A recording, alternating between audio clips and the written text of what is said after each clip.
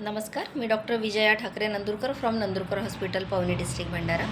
अनेक पेशंट येतात ज्यांना कानामध्ये खूप इचिंग होत राहते. सांगतात की आम्हाला कानामध्ये कुटकुट खाज होतं किंवा खूप खाजू वाटते किंवा कानामधून खाजल्यानंतर असं पांढरी पांढरी कोस कानामधून निघते. तर अनेकांना सवय असते की कानामध्ये काहीतरी टाकणं, कान आपल्या मनानेच हातानेच ते कोरत राहणं. अनेक पेशंटला सवय असते की अंघोळीच्या वेळेस ते कानामध्ये असं पाणी टाकू टाकू कान धुतात किंवा पुष्कळ जणांना कानाला असं सोप साबण वगैरे लावून तो फेस लावून त्यांना धुण्याची सवय असते. तर त्याच्यामुळं काय होतं की तुम्हाला कानामध्ये ओलावा राहतो आणि त्याच्याने बुरशी कानामध्ये पकडते, फंगस. मग त्याच्याने कंटिन्यू तिथे खाजवतं आणि इचिंग, आणि खाजवल्यामुळे मग तुम्ही काही कानकोरणी किंवा कशाने पिनेनी वगैरे जर तुम्ही कान कोरला तर तिथे जखम होऊ शकतं.